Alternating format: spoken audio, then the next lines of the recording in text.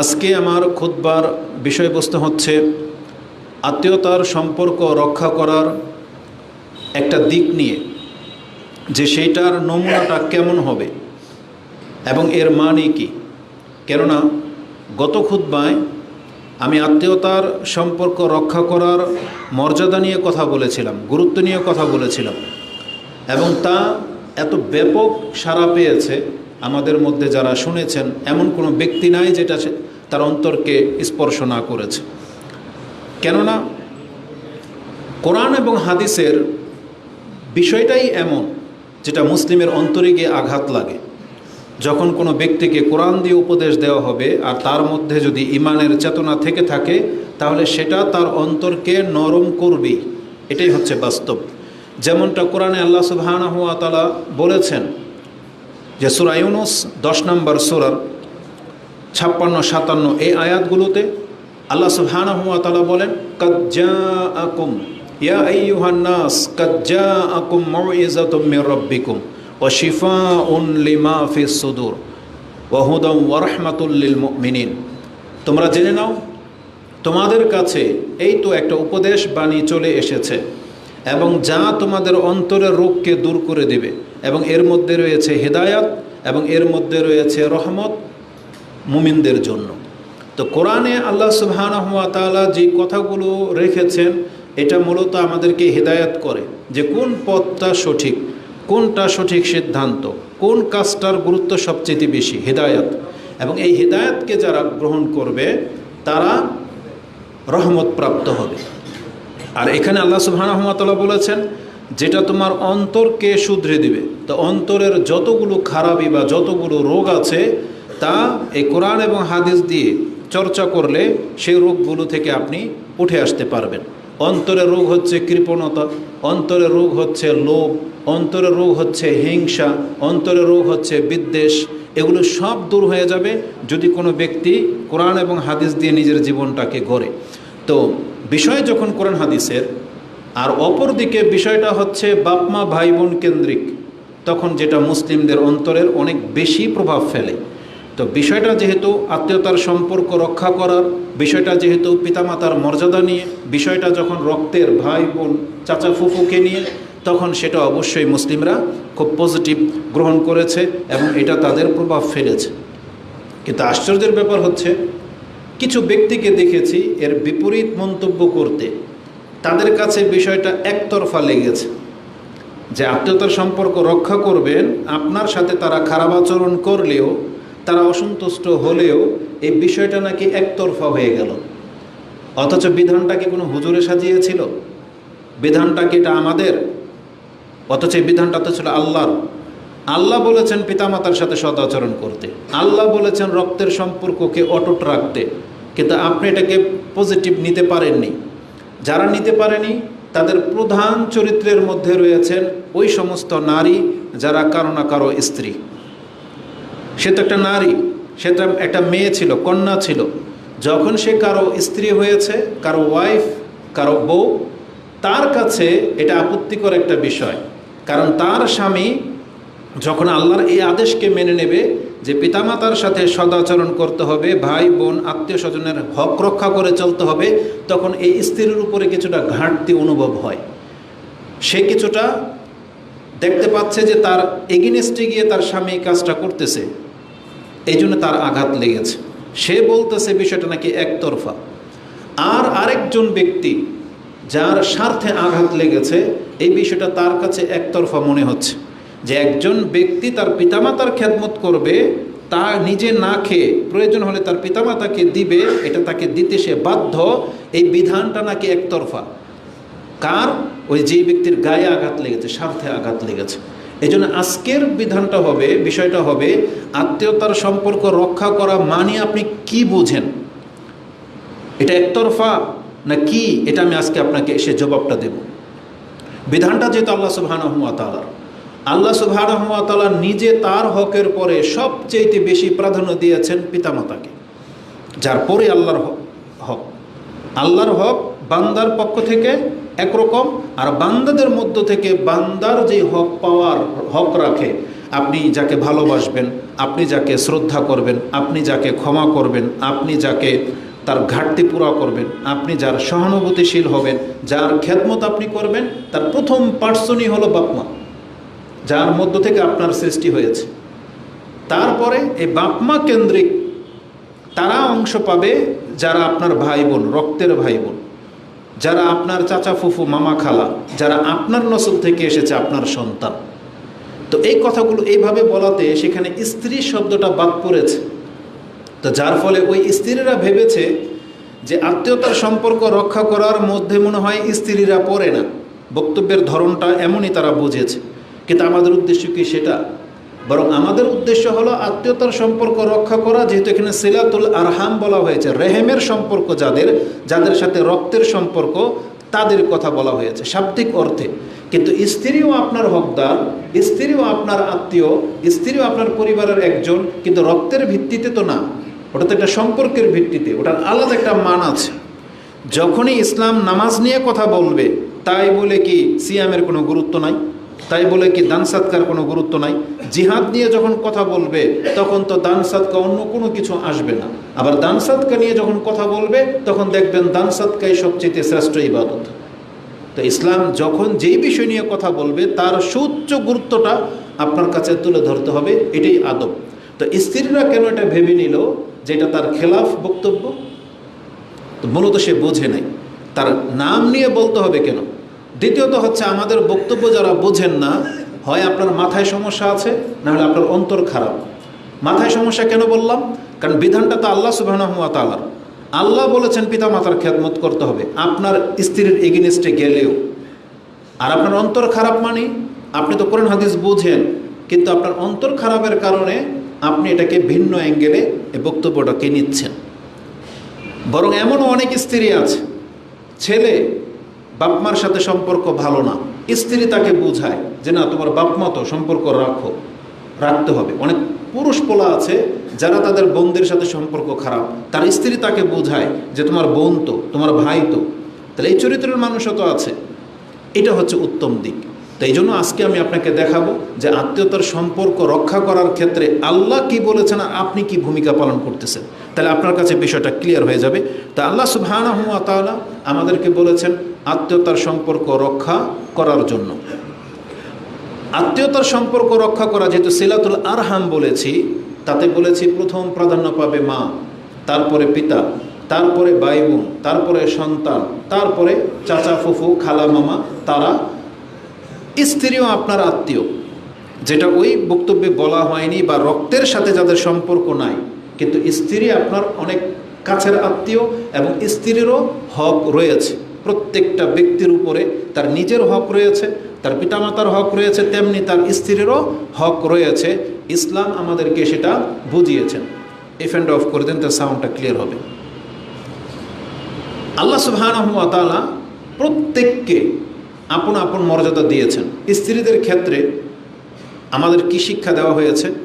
রাসূলুল্লাহ সাল্লাল্লাহু আলাইহি ওয়াসাল্লাম একজন সাহাবী সম্পর্কে জানতে পারলেন যে তিনি রাতভর কিয়াম করে বিছানায় যায় না, আর দিনে সিয়াম পালন করে।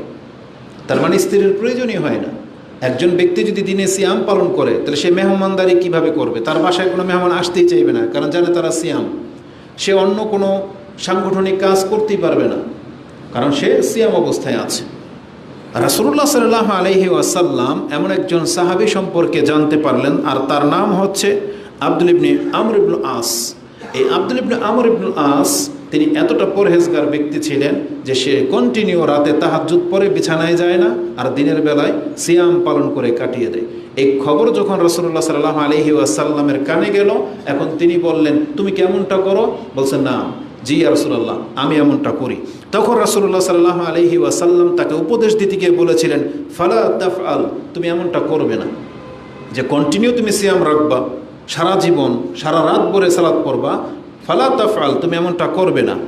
সুম ও আফতির, তুমি কি করবা? মাঝে মাঝে সিয়াম রাখো, মাঝে মাঝে সিয়াম ছেড়ে দাও। এবং অকুম ও নাও, মাঝে মাঝে দাঁড়াবে, মাঝে মাঝে ঘুমাবে। তার মানে প্রতিদিনই রাতের কিছু অংশ ঘুমাও, আর কিছু অংশ তুমি সালাত আদায় করো। তারপরে তিনি বলেছেন, ফা ইন্না লি জাসাদিকা আলাইকা হাক্কুন, কারণ তোমার দেহেরও তোমার উপরে একটা হক আছে। ও ইন্না লি আইনিকা আলাইকা হাক্কুন, তোমার চোখের তোমার উপর একটা হক আছে, এ হক তোমাকে দিতে হবে। ও ইন্না লি যাওজিকা আলাইকা হাক্কুন, তোমার স্ত্রীর হক আছে তোমার উপরে। ও ইন্না লি যাওরিকা আলাইকা হাক্কুন, তোমার প্রতিবেশীর হক আছে তোমার উপরে। ফাআতি জিল হক ফাআতি জি কুল্লি হাক্কিন হাক্কাহা, আও কামা ক্বালা রাসূলুল্লাহ সাল্লাল্লাহু আলাইহি সাল্লাম বলেছেন, যার উপরে যা হক প্রত্যেকটা মুসলিমের দায়িত্ব হচ্ছে তার হক যথার্থ আদায় করে দেওয়া। তাহলে এই সাহাবীকে রাসূলুল্লাহ সাল্লাল্লাহু আলাইহি সাল্লাম যখন উপদেশ দিলেন এবং বললেন তোমার স্ত্রীর উপরে তোমার হক আছে, এই হাদিসটি ইমাম বুখারী রাহিমাহুল্লাহ তার কিতাবুস সিয়ামের মধ্যে এনেছেন, যেটা আপনি 1975 পেয়ে যাবেন। তাহলে ইসলামে তো স্ত্রীকে হক দিয়েছেন, স্ত্রীর হক কতটা মর্যাদা তাকে দেওয়া হয়েছে। আর স্বামীদের ব্যাপারে বলা হয়েছে যে তোমার উপরে তোমার স্ত্রীর হক কতটা। পুরুষরা যখন জিজ্ঞেস করবে রাসূলুল্লাহ সাল্লাল্লাহু আলাইহি সাল্লামকে, তিনি বলেছেন, মা তাকুলু ফি নিসাইনা ইয়া রাসূলুল্লাহ, আমাদের স্ত্রীদের ব্যাপারে আমাদেরকে কি উপদেশ আপনি দিবেন? তখন রাসূলুল্লাহ সাল্লাল্লাহু আলাইহি সাল্লাম বলেছেন, আতিমুহুন্না মিম্মা আকালতুম, তোমরা যেই মানের খাদ্য খাবে নিজের জন্য পছন্দ করো, কোনো কাউকে বিয়ে করে নিয়ে আসলে তার জন্য সেই মানেরই খাদ্য দিতে হবে, তোমার খাদ্য থেকেই তার খাদ্যের ব্যবস্থা করতে হবে। এমন না যে তুমি ভালোটা খাবে তাকে খারাপটা দেবে। আমাদের সমাজের মহিলারা এমনটা করে থাকে নিজের ইচ্ছায়, অবশ্যই সে খাদ্যের ভালো অংশটা স্বামীর জন্য রাখে, স্বামীকে দেয়, এটা তার উদারতা। কিন্তু কোনো পুরুষ এমনটা আজ পর্যন্ত করে নাই, তবে জাহিলিয়াতের যুগে সম্ভবত এরকম ছিল যে উচ্ছিষ্টটা বা খারাপটা হয়তো মহিলাদেরকে দিত, কিন্তু ইসলাম তাদেরকে এতটা সম্মানিত করেছেন যে তোমার স্ত্রী তোমার অংশ বিশেষ, এই জন্য তুমি যে মানের খাদ্য খাবে তাকে সেই মানের খাদ্যটাই তোমার ব্যবস্থা করে দিতে হবে। সে তোমার কৃত দাসী না যে তার জন্য নর্মাল কোনো খাদ্য দেবে, নর্মাল একটা ড্রেস দেবে, এমন না। বলা হয়েছে আতিমুহুন্না মিম্মা আকালতুমুন আকালুন, তোমরা যা থেকে খাও স্ত্রীদেরকে তা থেকে দিবে। এবং ও আকসুহুন্না মিম্মা তাকতাসুন, তোমরা যেই মানের পোশাক পরো তাদের জন্য সেই মানের পোশাক তাদেরকে দিতে হবে। বরং আমাদের পুরুষরা তো আলহামদুলিল্লাহ এর চাইতে বেটার, কারণ নিজে পরে ছিঁড়া ফাটা 50, 100, 500 টাকা দামের পাঞ্জাবি স্ত্রীদের জন্য দিলে 5,000, 10,000 টাকা দামের শাড়ি কিনে দেয়, তার উত্তম কিছু করে। তারপরে রাসূল সাল্লাল্লাহু আলাইহি ওয়াসাল্লাম বলেছেন, ওয়ালা তাদরিবুহুন্না, খবরদার তাদেরকে আঘাত করবে না, বিশেষ করে চেহারায় মারতে নিষেধ করা হয়েছে। এবং ওয়ালা তুকাব্বিহুন্না, তাদেরকে গালিগালাজ করবে না। তাহলে একজন স্ত্রীকে এতটা হক দেওয়া হয়েছে, সে তার স্বামীর এই জিনিসটা প্রাপ্য যে সে তাকে আঘাত করতে পারবে না, সে তাকে গালি দিতে পারবে না। এই হাদিসটি ইমাম আবু দাউদ তিনি তার বিবাহের অধ্যায়ে এনেছেন, হাদিস হচ্ছে 2144। তাহলে এখানে এই হাদিসের মধ্যে স্ত্রীর হকের কথা আলোচনা করা হয়েছে। এমনকি রাসূলুল্লাহ সাল্লাল্লাহু আলাইহি ওয়াসাল্লাম মহিলাদেরকে, স্ত্রীদেরকে এতটা সম্মান দিয়েছেন, এতটা মর্যাদা দিয়েছেন যে তোমাদের মধ্যে ওই পুরুষ উত্তম যেই পুরুষ তার স্ত্রীর কাছে উত্তম। রাসূল কি বলেছেন? খায়রুকুম বা খিয়ারুকুম, তোমাদের মধ্যে ওই ব্যক্তি উত্তম, খিয়ারুকুম লিনিসাইহিম, যে তাদের স্ত্রীদের কাছে ভালো। এই হাদিস ইমাম আবু দাউদ কোট করেছেন, ইবনে মাজাতে রয়েছে, ইবনে মাজাতে 1978 পেয়ে যাবেন। তাহলে এই যে বিষয়গুলো, ইসলাম যেহেতু সবার হক নিয়ে কথা বলেছেন, তাহলে এখানে স্ত্রীদের হক নিয়েও কথা বলেছেন। এখন কেউ যদি পিতামাতার বক্তব্য শুনে স্ত্রীর সাথে খারাপ আচরণ করে, স্ত্রীর হকের ক্ষেত্রে যদি ঘাটতি করে, স্ত্রীকে যদি পাত্তা না দেয়, সে যদি বাড়াবাড়ি করে, এটার দোষ কি বক্তার? এটার দোষ কি ইসলামের বিধানের নাকি ওই ব্যক্তির? যেই মহিলা কমেন্ট করেছে যে আপনার বক্তব্য শুনে আমার স্বামী আরো লাফাচ্ছে, সে এমনি নাকি সে বাপমার প্রতি এত দুর্বল, বক্তব্য শুনে এখন আরো লাফাচ্ছে, এখন আমাদেরকে তালাক দিয়ে দেওয়ার মতন উপক্রম। তো বলে যে কথা বললে বুঝে শুনে বলবেন, না পারলে চুপ থাকবেন। এটা কি দোষ আমাদের নাকি এটা আপনার স্বামীর দোষ? সে ভাষাটা কি বলতেছে? যেই হুজুররা বাপমার ভক্ত তারা বাপমার ফেভারে কথা বলে, যে হুজুররা মহিলা ভক্ত তারা স্ত্রীর ফেভারে কথা বলে। এটা তার কমেন্ট।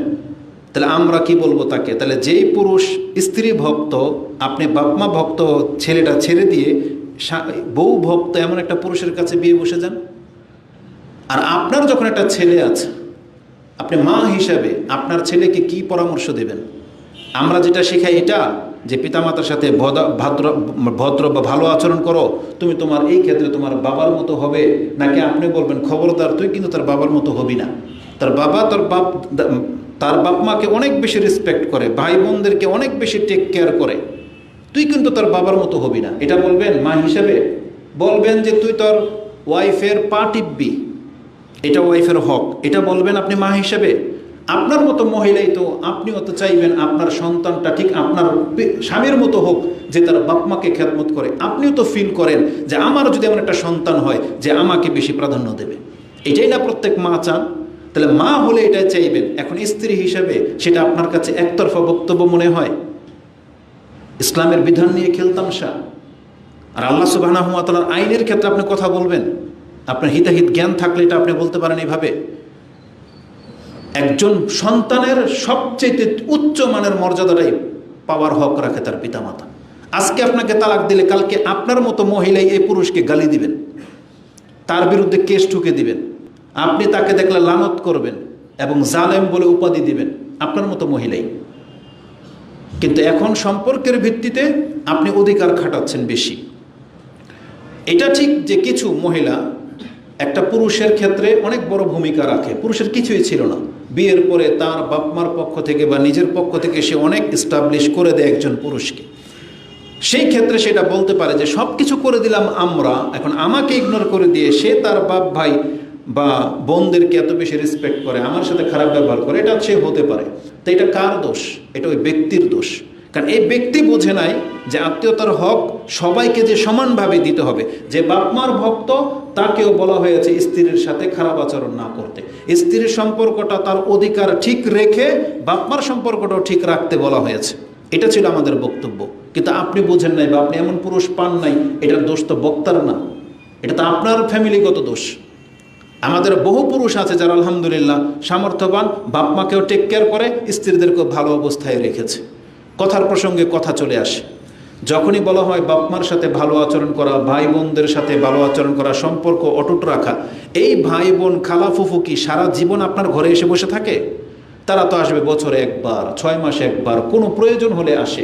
আর আপনার মতো মহিলাকে তো সে 10-20 বছর ধরে পালতেছে, আপনার সব চাহিদা তো পুরো করা হচ্ছে, তার বেতনের সব টাকা তো আপনি প্রতি মাসে খাচ্ছেন। তাহলে 1 মাস না হয় সে তার ভাই বোনদেরকে দেখলো, আপনি এটাকে পজিটিভলি নিচ্ছেন না কেন? ওটাই কেন আপনার ঘাটতি মনে হয়? এটা মোটেও কাম্য নয় কোনো মহিলার, কোনো পুরুষের। তো আল্লাহ সুবহানাহু ওয়া তাআলা বাপ মাকে অনেক বেশি প্রাধান্য দিয়েছেন। এখন প্রশ্ন যখন আসবে ওই পুরুষের যার আর্থিক দিক থেকে সে সচ্ছল না, যার অল্প পুঁজি, অল্প বেতন, তা দিয়ে সে তার বাপ মাকে সন্তুষ্ট রাখতে পারতেছে না। হ্যাঁ, আমরা চিনি এমন পিতামাতাকে যাদের চরিত্রটাই এমন, যেই ছেলেরা কিছুই তাকে দেয় না তার প্রতি কোনো মাথা ব্যথা নাই, কিন্তু যেই ছেলেটা যতটুকু সাধ্য অনুযায়ী দেয়, কিন্তু এই বাপ মা সন্তুষ্ট হইতে পারে না, বলে তুই আমাকে দেস না কেন পুরো, তুই তোর বউর কথা শোনস। এগুলো আমাদের বাপ মারা বলে, তাদেরও ইনসাফ করা উচিত, কারণ তাদেরও তো নৈতিক শিক্ষা নাই, সেই জন্য তারা এমনটা করে। উচিত ছিল প্রত্যেক ছেলের কাছ থেকে সে ভাগ নেবে।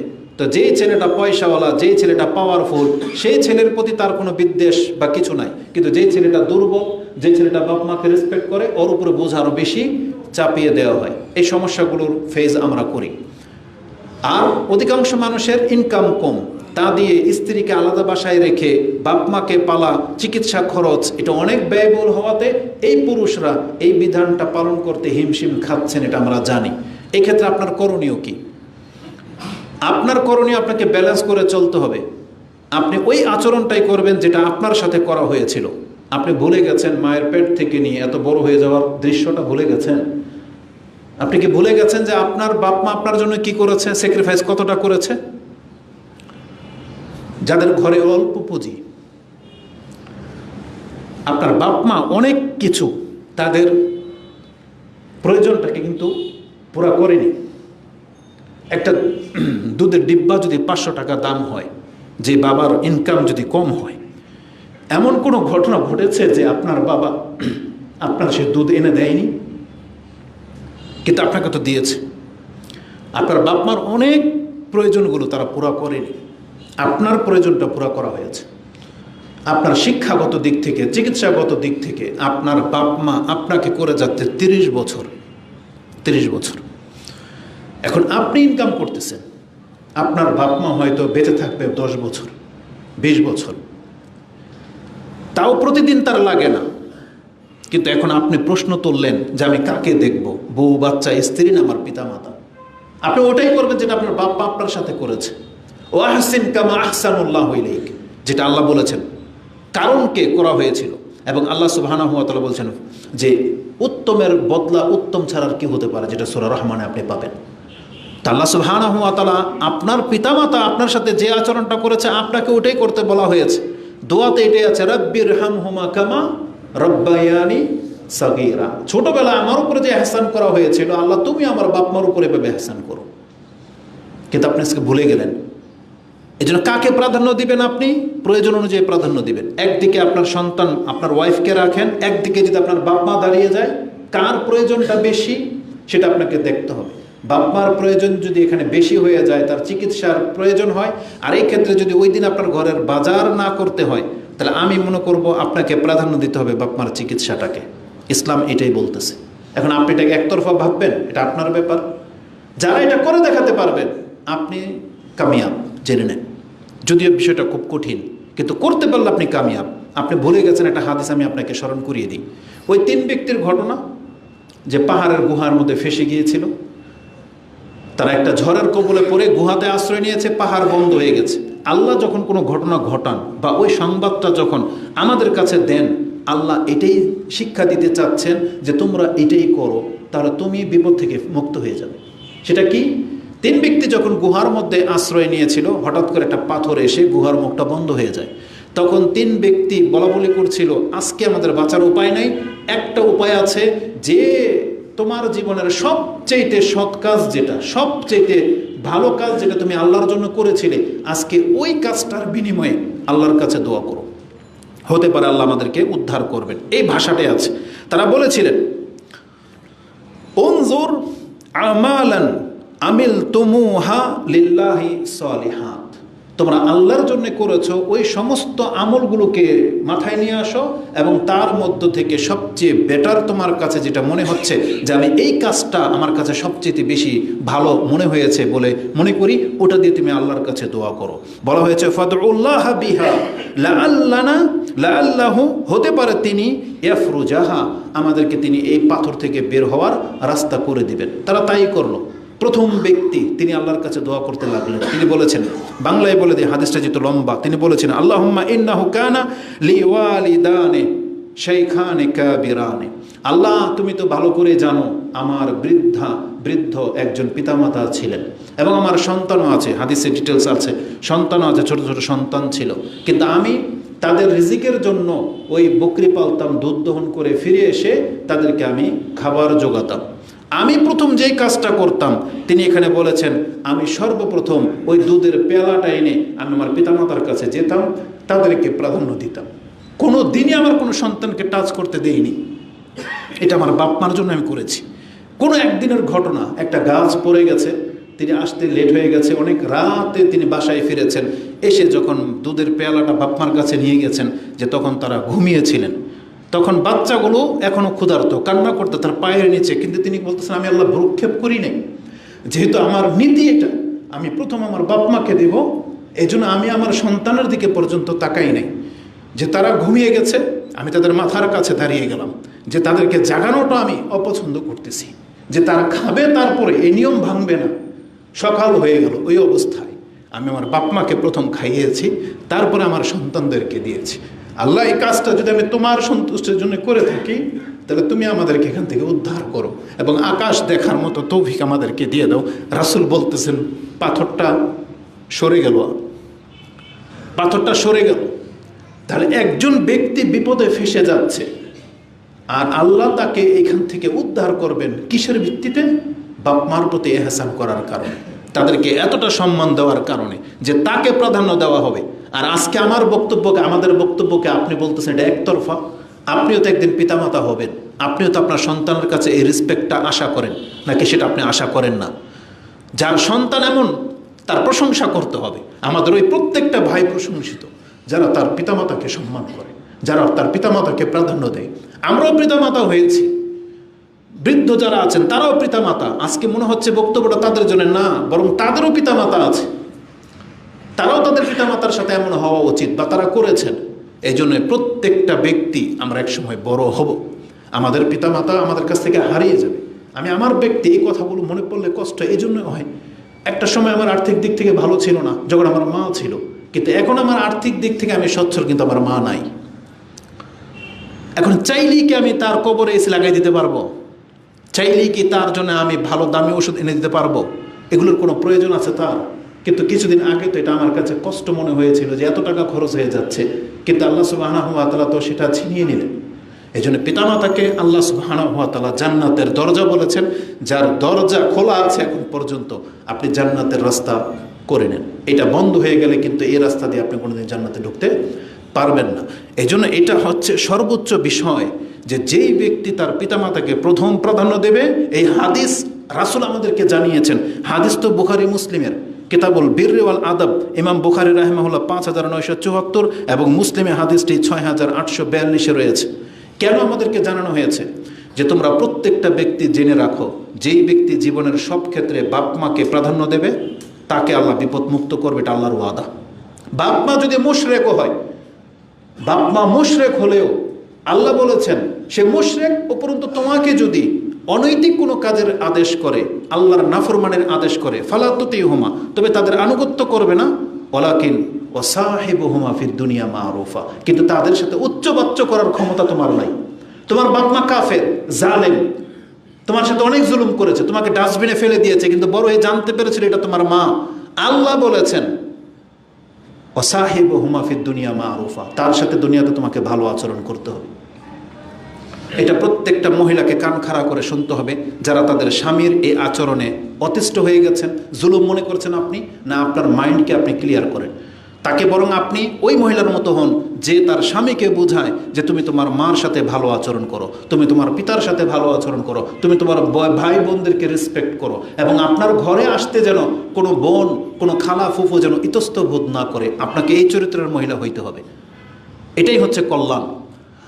তবে আমরা ওই পুরুষদেরকে বলতে চাই, একটু আগেই স্ত্রীর হক নিয়ে কথা বলেছি, যারা এসব কথা শুনে আপনি আপনার ওয়াইফকে তুচ্ছ তাচ্ছিল্য করেন, তাকে ইগনোর করবেন, এটা তো ইসলাম আপনাকে শেখায় নাই। বরং তারও হক আছে, অধিকার আছে, আপনি দুইটাকে ব্যালেন্স করে চলার চেষ্টা করেন। তবে যেই সমস্ত মহিলার চরিত্র ভিন্ন, তাদের ব্যাপারে আমাদের কোনো হাত নাই। আমরা শুধু তাদেরকে উপদেশ নসিহতি করতে পারি, কিন্তু তার মেন্টালিটি বা তার ফিতরতকে পরিবর্তন করে দেওয়ার ক্ষমতা আমাদের নাই।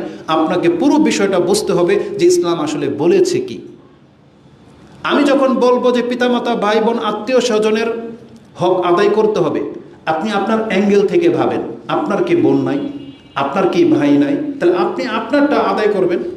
সেখানে তো আপনার স্বামী ইন্টারফেয়ার করার অধিকার রাখে না। প্রত্যেকটা মহিলা তো চায় যে আমিও আমার মা, খালা, ফুফু, ভাই বোনদেরকে রেসপেক্ট করি, প্রত্যেকটা মহিলা চায়, কিন্তু স্বামীদের কারণে পারে না। কারণ স্বামীদের অনেক এরকমের কমপ্লেন আছে, তারা তাদের ফ্যামিলিকে পছন্দ করে না, তাদের বাসায় আসতে দেয় না, কোনো কিছু গিফট দেয় না। এটা উচিত নয়। স্বামীদেরকেও উচিত আপনার স্ত্রীকেও এই ইবাদতে অংশ নেওয়ার সুযোগ করে দেওয়া। আপনি বলবেন যে তুমিও তোমার বাপ মার খোঁজ খবর রাখো, মাঝে মাঝে মাঝে মাঝে কিছু দেন না, আরে 500 না পারেন 100ই দেন। বলেন যে মাঝে মাঝে তোমার মা বোনকে বা কিছু দিবা, আপনি সুযোগ করে দেন। সেটা আমাদের প্রত্যেককেই একে অপরকে সাহায্য সহযোগিতা করতে হবে। বিষয়টা আপনি সহজভাবে নেওয়ার চেষ্টা করেন, এটাতে আপনার কল্যাণ আছে। কারণ কোনো ব্যক্তি যদি আত্মীয়তার সম্পর্ক ছিন্ন করার সাবাব হয়, কারণ হয়, এ কিন্তু জান্নাতে ঢুকতে পারবে না। গত খুতবায় কিন্তু আমরা এটা বলেছি, কারণ রাসূল বলেছেন যেই ব্যক্তি আত্মীয়তার সম্পর্ক নষ্ট করে সে জান্নাতে ঢুকতে পারবে না। লা ইয়াদখুলুল জান্নাতা কাতিউ রাহমিন, রাসূল বলেছেন আত্মীয়তা সম্পর্ক নষ্টকারী ব্যক্তি জান্নাতে প্রবেশ করতে পারবে না। এমনকি আত্মীয়তার সম্পর্ক আরশের মধ্যে লটকিয়ে ঝুলন্ত অবস্থায় আছে, এবং আত্মীয়তার সম্পর্ক বলে আল্লাহুম্মা ইয়াসির, আল্লাহ তুমি তার সাথে সম্পর্ক বজায় রাখো যে আমার সাথে সম্পর্ক বজায় রাখে, আল্লাহুম্মা তার সাথে তুমি সম্পর্ক ছিন্ন করো যে আমার সাথে সম্পর্ক ছিন্ন করেছে। এটা আমরা গত পর্বে আলোচনা করেছি, যেটা মুসলিমের হাদিসে রয়েছে। তো আমি আশা করি যে এই বক্তব্য থেকে আপনি ক্লিয়ার একটা দিক নির্দেশনা পাচ্ছেন, সেটা হলো আমাদেরকে ব্যালেন্স করতে হবে। বাপমার খেদমতের ক্ষেত্রে কি ভূমিকাটা আপনি রাখবেন, স্ত্রীদের ক্ষেত্রে কি করবেন, সন্তানদের ক্ষেত্রে কি করবেন, সেটা আপনি জানেন। আমাদের প্রত্যেকটা ব্যক্তি তার সন্তানের জন্য অনেক বেশি সফট, অনেক বেশি তার অন্তর গলে যায়। সেই ক্ষেত্রে অনেক সময় সেই পিতামাতাকে পর্যন্ত গালাগালি করে বা পিতামাতার সাথে সে খারাপ আচরণ করে নিজের সন্তানের জন্য, কিন্তু ভুলে যায়েন না আপনি তার কাছ থেকে এসেছেন, আর এটা আপনার কাছ থেকে এসেছে। আপনার যেমন এই সন্তানের জন্য খারাপ লাগে, আপনার জন্য আপনার পিতামাতারও ঠিক ততটুকুই খারাপ লাগে, এটা আপনাকে বুঝতে হবে। তো ব্যালেন্স করতে হবে। এবার আসুন, যে সমস্ত পুরুষরা এই বক্তব্য শুনবেন, আপনার ঘরেরও দায়িত্ব আছে। এমন না যে আপনি আপনার ঘরকে অন্ধকার করে দিয়ে, আমরা আপনাকে বলতেছি না কথা যে আপনি খালা ফুফু চাচা মামাদেরকে নিয়ে থাকেন, এটা বলতেছি না। তাদের হক হচ্ছে সীমিত, তাদের প্রয়োজন অনুযায়ী তাদের খোঁজখবর আপনি রাখবেন। তারা আপনার কাছ থেকে সারা জীবন খাইতে পড়তে আসেনি, তারা যখন আসবে সম্মান দেখান। একদিন কি পারেন না? মাসে একবারও পারবেন না? তাদের অসুস্থ হলে একবারও দেখতে যেতে পারবেন না? এটাতে আপনার সংসারে আগুন লেগে যাবে, এটা তো হওয়া উচিত নয়। তো আপনি আপনার সংসারকেও ঠিক রাখবেন, সেটাও ঠিক রাখবেন। সংসারের ক্ষেত্রে রাসূলুল্লাহ সাল্লাল্লাহু আলাইহি সাল্লাম স্ত্রী এবং সন্তানদেরকে কতটা প্রাধান্য দিয়েছেন। রাসূলকে জিজ্ঞাসা করা হয়েছিল, আমি দান সাদকা করব বা খরচ করব, আমার এই খরচের মধ্যে সবচেয়ে উচ্চমানের নেকিটা কোন খরচে আছে?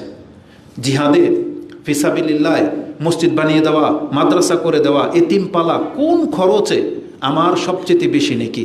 রাসূলুল্লাহ সাল্লাল্লাহু আলাইহি সাল্লাম বলেন, ইন্না মিন আফদালি দিনার আনফাকাহু আর-রাজুলু আলা ইয়ালিহি। একজন ব্যক্তির একটা দিনার খরচ করে, সেই দিনারটা সবচেয়ে উত্তম খরচ হলো যদি সেটা তার পরিবারের উপরে খরচ করে। এটা ইসলাম আমাদেরকে শিক্ষা দিয়েছে। তার মানে আপনার পকেটের টাকা খরচ করবেন, 5 টাকা প্রথম মসজিদ পাওয়ার হক রাখে না। আপনি আগে দেখেন এই 5 টাকা আপনার ঘরে প্রয়োজন আছে কিনা, আপনার বাচ্চার প্রয়োজনে খরচ হওয়া প্রয়োজন আছে কিনা, আপনার স্ত্রীর প্রয়োজনে খরচ হওয়া প্রয়োজন আছে কিনা। তাহলে আমরা বলবো মসজিদে না দিয়ে আপনি ওই টাকাটা আপনার সন্তানের উপরে খরচ করেন, আপনার স্ত্রীর উপরে খরচ করেন। কারণ রাসূল বলেছেন, ইন্না মিন আফদালিদ দিনার, উত্তম দিনার তো ওটা, আনফাকাহু রাজুল, একজন ব্যক্তি যা খরচ করে থাকে, আলা ইয়ালিহি, তার পরিবারের উপরে। তারপরে ও দিনারুন আনফাকাহু আলা আসহাবিহি ফিসাবিলিল্লাহ, এবং আল্লাহর রাস্তায় যারা জিহাদে লেগে গেছে তাদের স্টেপটা এটার পরে। তার মানে নিজের সন্তান পরিবারের উপরে খরচ করার পর তারপর যদি আরও খরচ করার থাকে তাহলে সেটা হবে ফিসাবিলিল্লাহ, জিহাদের খাতে খরচ করা। তারপরে আসবে মসজিদ মাদ্রাসা, ইসলামকে প্রতিষ্ঠিত করার কাজে খরচ করা। তাহলে আমাদেরকে তো আর কিভাবে শিক্ষা দেবে ইসলাম? তাহলে সেই সন্তান তো বিভ্রান্ত হওয়ার কথা ছিল না। এই হাদিস ইমাম আদব আল মুফরাদ, ইমাম বুখারী তার আদব আল মুফরাদের মধ্যে এনেছেন, যেটা আপনি 753-তে পেয়ে যাবেন। আত্মীয়তার সম্পর্ক রক্ষা করা। দ্বিতীয় কনসেপ্ট যেটা আপনাদের ভুল ধারণা, যেটা অধিকাংশ মানুষ নিতে পারেন না এই জায়গাতে, যে আমরা তো আত্মীয়তার সম্পর্ক রক্ষা করতে চাই, কিন্তু তারা আমাদের সাথে শত্রুতা করে, তারা আমাদের সাথে খারাপ আচরণ করে। আরেকজন একটা বোন বা ভাই, তার কমেন্ট দেখলাম, সে বলতেছে যে আমরা আত্মীয়তার সাথে যদি এখন গিয়ে কথা বলতে চাই, যদি বলে সালাম দিই, ভালো খবর কিছু জিজ্ঞেস করতে চাই, তারা আমাদেরকে দুর্বল ভাববে। কি মনে করেন? এটা মুসলমানদের চরিত্র। আপনার দরকার কি? ফেমাস হওয়া, আধিপত্য বিস্তার করা, নাকি নাজাত? কোনটা দরকার আমাদের বলেন? আমাদের নাজাত দরকার নাই? আমাদেরকে আল্লাহ সুবহানাহু ওয়া তাআলার ভালোবাসা দরকার নাই? এখন এটা পেতে হলে যদি আমি আমার কোনো আত্মীয়র কাছে ছোট হতে হয়, এটা আমার জন্য সহজ নাকি আমার নাজাত সহজ? তাহলে নাজাতের জন্য আমাকে এটা ঝুঁকতে হবে। আল্লাহ যেখানে বলেছেন তুমি তোমার আত্মীয়তার সম্পর্কটাকে রক্ষা করো, আমি তোমার সাথে সম্পর্ক জুড়ে দেব। আর কি চান? আপনি তো তার কাছ থেকে কোনো কিছু পাওয়ার আশায় তার কাছে গিয়ে বলেন নাই, সালাম দেন নাই, ক্ষমা চান নাই। আপনি কি পাওয়ার জন্য তাকে ক্ষমা চেয়েছেন? আল্লাহর ক্ষমা। কারণ আল্লাহ বলেছেন তুমি সম্পর্ক রক্ষা করো, আমি আল্লাহ তোমার সাথে সম্পর্ক জুড়ে দেব। রাসূল কি বলেছেন? যেই ব্যক্তি তার বয়সে বৃদ্ধি চায় এবং সম্পদে সম্পদশালী হতে চায়, সচ্ছলতা চায়, ফালিয়াসিল রাহিমাহু, সে আত্মীয়তার সম্পর্ক রক্ষা করুক। এখন তার সাথে কথা বলতে গেলে বাহ্যিক মনে হচ্ছে সে জিতে গেল, আপনি হেরে গেলেন, কিন্তু আপনি কি হেরে গেলেন? আপনি তো দুনিয়া এবং আখিরাত নিয়ে নিলেন। বিষয়টা এমন না? তাহলে যেটা বেশি লাভবান, চালাক লোক কি করে জানেন? বেশি লাভ যেটা সেটা লুকায় রাখে। লুকায় রাখে না, এটা তো মানুষের কাছে প্রকাশ করতে চায় না। যেটা অল্প লাভ সেটা বলে। তাহলে আপনিও সেটা করেন। আপনার কাছে তো গোপন একটা জ্ঞান আছে যে আমি যদি এখন সালাম দিই, আমি যদি এর সাথে সম্পর্ক রক্ষা করি, তাহলে আল্লাহ আমাকে মাফ করে দিবেন। আপনি তো এটার জন্য করবেন। সে আপনার উপর প্রভাব বিস্তার করুক না, তাতে আপনার কি ক্ষতি? কোনো ব্যক্তি যদি এমন থেকে থাকেন যে আপনি আপনার আত্মীয়তার সম্পর্ক রক্ষা করতে চাচ্ছেন আর তারা আপনার সাথে শত্রুতা করে, আপনার সাথে মূর্খামি করে, জানেন আল্লাহ আপনার সাথে কি করে? আসুন একটা হাদিস আমি আপনাকে দেখাই। রাসূলুল্লাহ সাল্লাল্লাহু আলাইহি ওয়াসাল্লাম তিনি বলেন, আন আবি হুরায়রা আন্না রাজুলান কালা ইয়া রাসূলুল্লাহ, একজন ব্যক্তি সে রাসূল সাল্লাল্লাহু আলাইহি ওয়াসাল্লামের কাছে বলতেছেন, ইয়া রাসূলুল্লাহ ইন্নী লি কারাবাতান, আমার কিছু নিকট আত্মীয় আছে, আসলিহুম ওয়া ইয়াকতাউনি, আমি তাদের সাথে সম্পর্ক জুড়ে রাখতে চাই, তারা আমার সাথে সম্পর্ক ছিন্ন করতে চায়। আত্মীয়নি ওয়া উহসিনু ইলাইহিম, আমি তাদের সাথে উত্তম আচরণ করি, ওয়া ইউসিউনা ইলাইয়া, তারা আমার সাথে শত্রুতা করে, আমি চাই সম্পর্ক ভালো করতে, তারা আমার সাথে আরো শত্রুতা তৈরি করে। ওয়া আহলুহুম আনহুম, আমি তাদের সাথে নম্র ভদ্র ব্যবহার করতে চাই, ওয়া ইয়াজহালুনা আলাইয়া, তারা আমার সাথে মূর্খামি করে।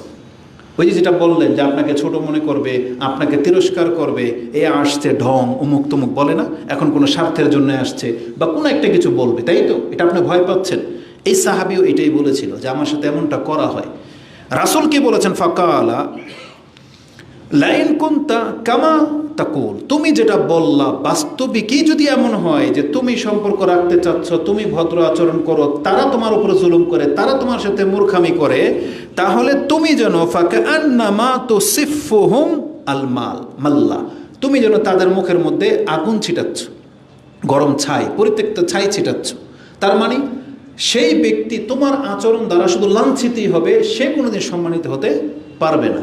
তার মানে তোমার এই ভালো আচরণের দ্বারা তার কোনো লাভ হবে না, বরং সে লাঞ্ছিতই হচ্ছে, কিন্তু তুমি লাভবান হবে। এবং রাসূল বলেছেন, ওয়ালা ইয়াজালু মাআক, তুমি যতদিন পর্যন্ত এটা করে যেতে থাকবা ততদিন পর্যন্ত তোমার কাছ থেকে সরবে না মিনাল্লাহি যাহিরান, প্রকাশ্য একজন সাহায্যকারী, আলাইহিম মা দুমতা আলা যালিকা, তুমি যতদিন এই চরিত্রের উপরে আছো আল্লাহর পক্ষ থেকে ততদিন তোমাকে হেফাজত করার জন্য একটা ফেরেশতা নিযুক্ত করে দিবেন আল্লাহ।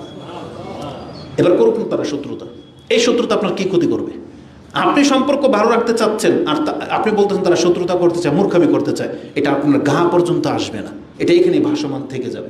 আপনার প্রভাব বিস্তার হবে না আপনার ব্যবসা বাণিজ্যের উপরে, আপনার ইজ্জতের উপরে, আপনার রিজিকের উপরে, কারণ আল্লাহর পক্ষ থেকে একজন ফেরেশতা আল্লাহ ডিফেন্স স্বরূপ আপনার সাথে লাগিয়ে দিবেন। কতদিন পর্যন্ত? যতদিন পর্যন্ত আপনি এটা রক্ষা করে চলতে পারবেন। এটা ইমাম মুসলিম কোট করেছেন কিতাবুল বিররি ওয়াস সিলা, যেটা 6419 নম্বরে এই হাদিসটা রয়েছে। তারপর দ্বিতীয় পয়েন্ট, যেটা আসলে আমরা বুঝি না যে আত্মীয়তার সম্পর্ক মানে কি। আমাদের সম্পর্ক হলো তাদের সাথে যাদের সামর্থ্য ভালো, যে আপনাকে গিফট দিতে পারে আপনিও তাকে গিফট দেন, যেই মামা আপনাকে বেশি খাওয়াইতে পারবে সেই মামাকে আপনি দাওয়াত দেন, যেই খালা ফুফুর সাথে আপনার দুনিয়াবিকের সম্পর্ক আছে, যেমন যে গত পর্বে বলেছিলাম, যেই খালার একটা সুন্দর মেয়ে আছে বা ফুফুর মেয়ে আছে তার সাথে খালাতো ভাইয়ের ভালো সম্পর্ক, সেই খালাকে সে রেসপেক্ট করে। আর যেই খালার কোনো মেয়ে নাই বা পয়সাও নাই, সেই খালারকে খবর লয় না। তো এই ধরনের এটা আত্মীয়তার সম্পর্ক রক্ষা করা বোঝায় না। যে আপনাকে দিতে পারবে তার সাথে আপনি ভালো, যে আপনার সাথে ভালো তার সাথে আপনি ভালো। রাসূল বলছেন এইটা তো আত্মীয়তার সম্পর্ক না, এটা তো যে কেউ করবে, এটা মানুষের ফিতরত। আপনাকে যদি কেউ ভালো আচরণ করে আপনি ভালো আচরণ করবেন না? এটা তো সবাই করবে, একটা জালেম, একটা জানোয়ার পর্যন্ত এই কাজটা করবে, এটা তো আর ভালো গুণ না। কিন্তু আত্মীয়তার সম্পর্ক বা আপনার ভালো গুণ কোনটা? যে আপনার সাথে খারাপই করতে চায় তার সাথে ভালোটা করা, এটা না আত্মীয়তার সম্পর্ক। রাসূলুল্লাহ সাল্লাল্লাহু আলাইহি ওয়াসাল্লাম বলেন, লাইসাল ওয়াসিলু বিল মাকাফি, যারা প্রতিদান দেয়, গিফট দেয়, বদলা দিতে পারে, তাদের সাথে সম্পর্ক করা এটা আত্মীয়তার সম্পর্ক না। বরং রাসূল বলেছেন, ওয়ালাকিনিল ওয়াসিল, আত্মীয়তার সম্পর্ক রক্ষাকারী তো ওই ব্যক্তিকে বলা হবে আল্লাযী ইযা কুতিআত রাহিমুহু, তাদের আত্মীয়রা তার সাথে সম্পর্ক ছিন্ন করেছে, ওয়াসিলাহা, আর সে তাদের সাথে সম্পর্ক জুড়তে চাচ্ছে, এই ব্যক্তি হল আত্মীয়তা সম্পর্ক রক্ষাকারী। এটি ইমাম বুখারী কোট করেছেন তার কিতাবুল বিররি ওয়াস সিলা 78 নম্বর অধ্যায়, হাদিস হচ্ছে 5991 নম্বর হাদিস, এবং আদবুল মুফরাদের মধ্যে হাদিসটি 68তে রয়েছে। আশা করি এই দুই বক্তব্যের মধ্যে যে মেসেজটা আমি আপনাদেরকে দিতে চাচ্ছি, আপনাদের সমস্ত কমপ্লেন, সমস্ত ঘটনা এই দুই হাদিসের মধ্যে আছে। সেটা কি? রাসূল কোনো ব্যক্তিকে ছাড় দেয়নি, ইসলাম বিধান নাজিল করতে গিয়ে কোনো কিছুকে গ্যাপ দেয়নি, কারো উপরে জুলুম করা হয়নি। একজন ব্যক্তি আপন জায়গায় দাঁড়িয়ে থাকবে, তার সামর্থ্য অনুযায়ী তাকে আত্মীয়তার সম্পর্ক রক্ষা করতে চলতে হবে। তার বাপমার মর্যাদা কি, এই শিক্ষা তাকে দেওয়া হয়েছে। তার ভাই বোন খালা ফুফুর কি মকাম মর্যাদা রয়েছে, এটা তাকে শিক্ষা দেওয়া হয়েছে।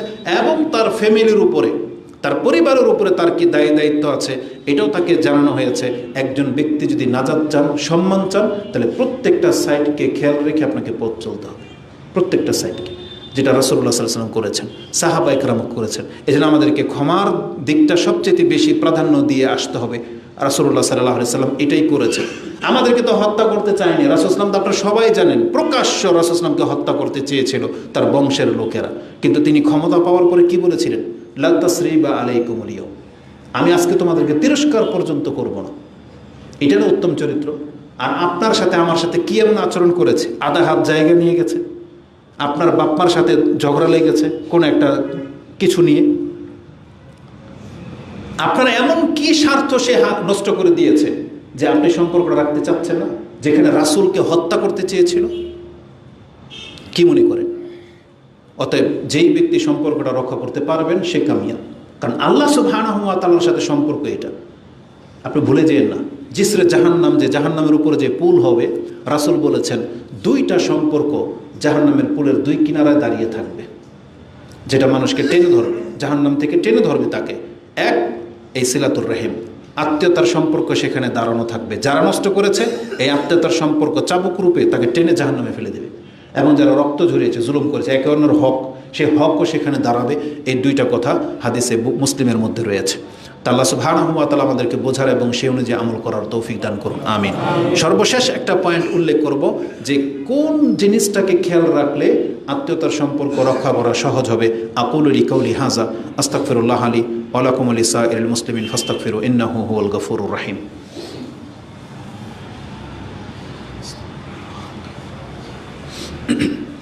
আলহামদুলিল্লাহ ওয়াসসালাতু ওয়াসসালামু আলা রাসূলিল্লাহ, আম্মা বাদ। আল্লাহ সুবহানাহু ওয়া তাআলা কোরআনে আমাদেরকে বলেছেন, ওয়াতিজাল কুরবা হাক্কাহু ওয়াল মিসকিন ওয়া ইবনাস সাবিল ওয়া লা তুবাযযির তাবযীরা, যেটা আয়াতটা আপনি সূরা বনি ইসরাইল 17 নম্বর সূরার 26 নম্বর আয়াতে পেয়ে যাবেন। যে আল্লাহ বলেছেন ওয়াতিজাল কুরবা হাক্কাহু, তোমার কারাবাত, নিকট আত্মীয় যারা আছেন তাদের প্রত্যেকের হক যথার্থ তুমি পুরো করে দাও, এটা আল্লাহ আমাদেরকে আদেশ করেছেন।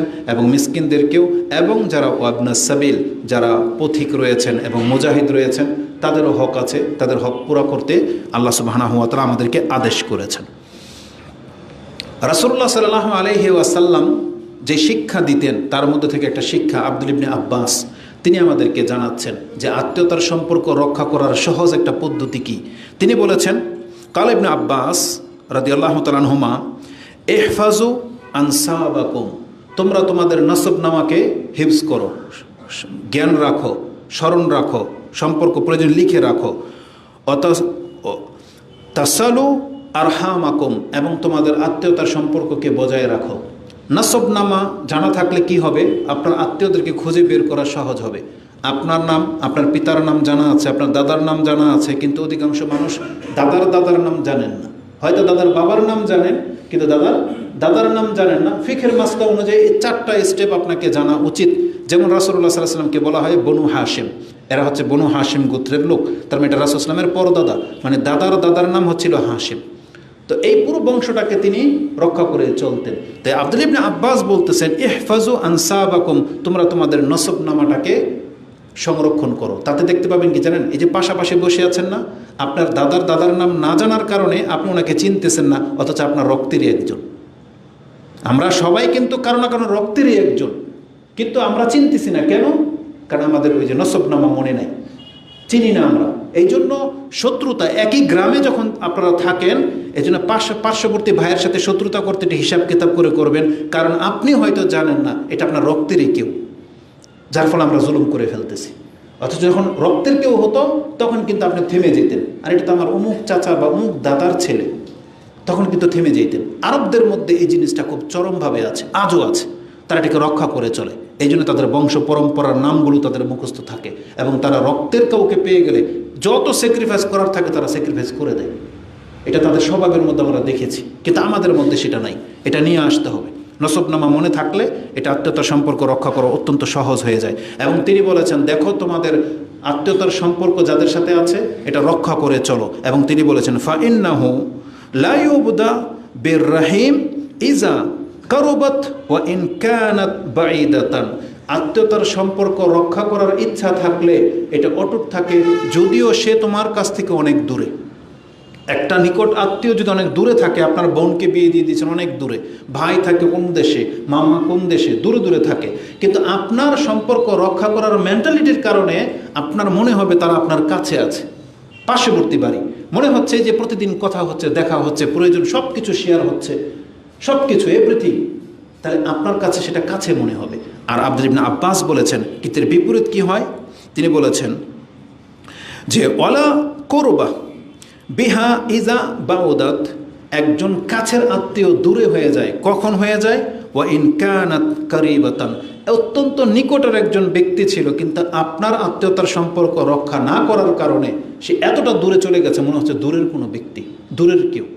এটা আমাদের প্রায় ব্যক্তির চরিত্রের মধ্যে দেখা যায় যে সে তার এক বোনকে, এক ভাইকে বেশি প্রাধান্য দেয়, আর যে অভাবী একটু দূরে পড়ে আছে, বিপদগ্রস্ত বেশি, সেই বোনের খবর ভাইয়েরা নিতে চায় না।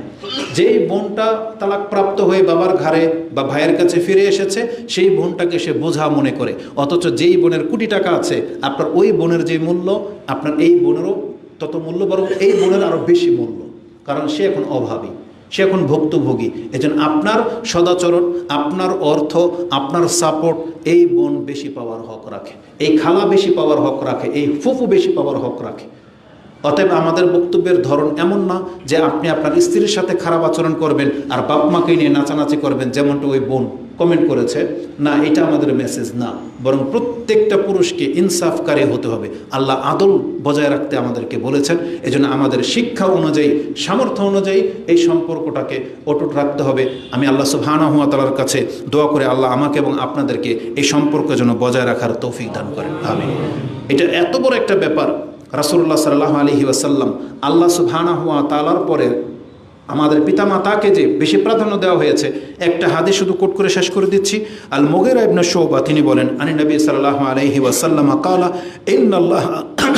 ইন্নাল্লাহ হাররামা আলাইকুম উকুকাল উম্মাহাত, তোমাদের উপরে আল্লাহ হারাম করে দিয়েছেন তোমাদের মায়েদের সাথে নাফরমানি করা। তোমাদের মায়েদের সাথে তোমরা নাফরমানি করতে পারবে না, এটা তোমাদের উপরে হারাম করে দেওয়া হয়েছে। ও মানআন ওয়া হাত, এবং তোমার কাছে যে যেটা পায় তুমি সেটা তাকে দিচ্ছ না, আটকে রেখেছো, এটা তোমার উপরে হারাম। ও হাত, এবং যেটা তুমি পাওয়ার হক রাখো না সেটা জোর করে নেওয়া, খালি বলো আমাকে দেন, আমাকে দে, এটা বলা তোমাদের উপরে হারাম করা হয়েছে। এই দুইটা কথা, ও মানে ও হাত, এই দুইটা মাত্র শব্দ, এখানে অনেক বড় ব্যাপার আসবে, অনেক বড় ব্যাপার। আজকে আমাদের অধিকাংশ চরিত্র এখানেই, আমি কিছু দিতে চাই না, খালি নিতে চাই। বাপমাদের মধ্যে এই চরিত্র আছে। বাপমারা ওই যে বললাম যে এক ছেলের কাছ থেকে শুধু নিতেই চাচ্ছে, তাও সন্তুষ্ট হচ্ছেন না। না, বাপমাদের একটু ইনসাফ করতে হবে যে এগুলো সবই আপনার সন্তান, আপনার যেই সন্তানটা আপনাকে এতটা সম্মান দেখায় তার উপরে আর বোঝা আপনি চাপাই দিয়েন না। আপনি শুধু এতটা কথাই বলতেছেন যে তোকে আল্লাহ দিবে, এটা যথেষ্ট না যে তোকে আল্লাহ দিবে। তো ওই ছেলেদেরকেও বলেন যে তোদেরকে আল্লাহ দিবে দে, ওটা কেন বলেন না? যেই ছেলেটার অভাবী বা সংসার আছে বা পারতেছে না, আপনি তার ক্ষেত্রে বলেন বাবা তোকে আল্লাহ দেবে। অবশ্যই আল্লাহ দেবে, আপনার দোয়ার বরকত আছে, অবশ্যই হবে, কিন্তু তার সামর্থ্যের দিকে আপনাকে খেয়াল রাখতে হবে। আল্লাহ আমাদের প্রত্যেক ব্যক্তির উপরে রহম করুন যাতে আমরা ইনসাফ করে চলতে পারি, এবং আমাদের ভুল ত্রুটিগুলোকে আল্লাহ ক্ষমা করুন। আমাদের পিতামাতাদের উপর আল্লাহ রহম করুন, যারা মরে গেছে